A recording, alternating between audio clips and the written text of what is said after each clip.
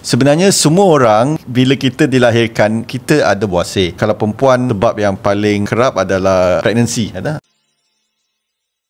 Tak doktor terangkan buasir itu macam mana sebenarnya dia happen? Macam mana dia jadi? Okey. Sebenarnya semua orang bila kita dilahirkan, kita ada buasir. Buasir ni adalah saluran darah yang kecil di bahagian tubuh lah sebenarnya. Bila kita semakin membesar, umur semakin meningkat, kadang-kadang buasir ni dia boleh bengkak.